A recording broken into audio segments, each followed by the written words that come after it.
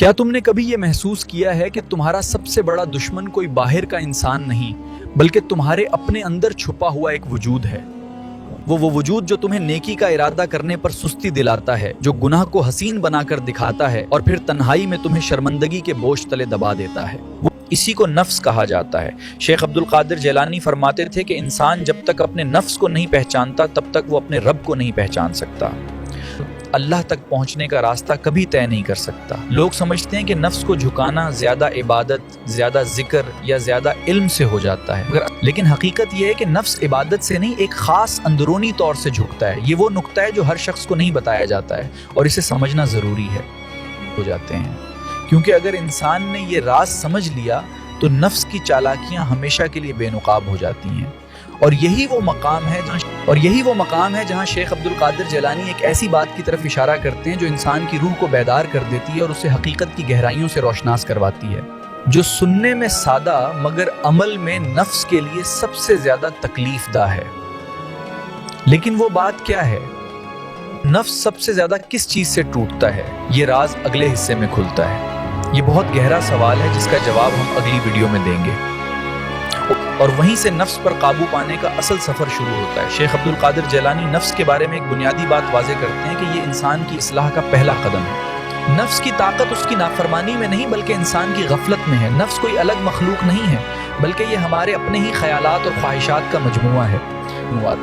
یہ تمہارے اندر موجود خواہشات، عادتوں اور آنا کا مجموعہ ہے جو چیخ چیخ کر گناہ کا حکم نہیں دیتا بلکہ آہستہ آہستہ تمہیں اپنی گرفت میں انسان کی غفلت میں۔ نفس کوئی الگ مخلوق نہیں، یہ تمہارے اندر موجود خواہشات، عادتوں اور آنا کا مجموعہ ہے۔ یہ حقیقت ہے کہ اس کو سمجھنا ضروری ہے۔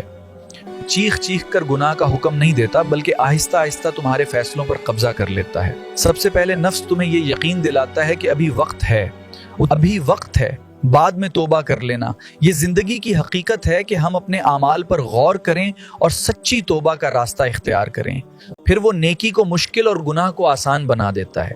انسان سمجھتا ہے کہ وہ اپنے فیصلے خود کر رہا ہے لیکن حقیقت میں وہ راستہ بدل چکا ہوتا ہے۔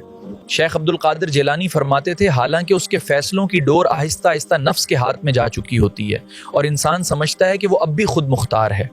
نفس سب سے زیادہ مخالفت سے ٹوٹتا ہے، یعنی جب نفس کسی چیز کی خواہش کرے اور انسان اللہ کی رضا کے لیے اس خواہش کو چھوڑ دے تو نفس کی پاکیزگی حاصل ہوتی ہے۔ اس خواہش کے خلاف کھڑا ہو جائے تب نفس کمزور ہونا شروع ہوتا ہے۔ یہی وہ راز ہے جو سننے میں آسان مگر عمل میں سب سے مشکل ہے۔ جب نفس کہے تو نماز بعد میں پڑھ لینا اور تم فوراً اٹھ کر نماز پڑھ لو، جب نفس کہے کسی کو معاف مت کرو اور تم اللہ کے لیے معاف کر دو، جب نفس کہے یہ گناہ کوئی باری بات نہیں اور تم خوف خدا سے رک جاؤ تو حقیقت میں اسی لمحے نفس ٹوٹتا ہے۔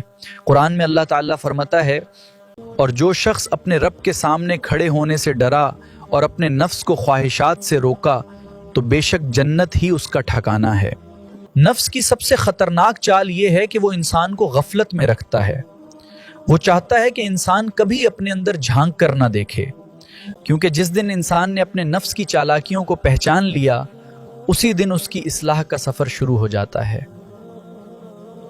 اور نفس شیر سے زیادہ خطرناک ہے کیونکہ شیر صرف جسم کو زخمی کرتا ہے لیکن نفس انسان کی آخرت کو تباہ کر سکتا ہے۔ اسی لیے اصل جہاد باہر کی دنیا سے پہلے اپنے اندر کے نفس کے خلاف ہے، اور جو شخص اپنے نفس پر قابو پالے وہی حقیقت میں آزاد انسان بنتا ہے۔ آخر میں بس اتنا یاد رکھو کہ شیطان صرف وسوسہ دیتا ہے مگر فیصلہ نفس کرتا ہے۔ اگر تم نے اپنے نفس کو اللہ کے سامنے جھکا لیا تو تم کامیاب ہو گئے، تو دنیا کی کوئی طاقت تمہیں گمراہ نہیں کر سکتی۔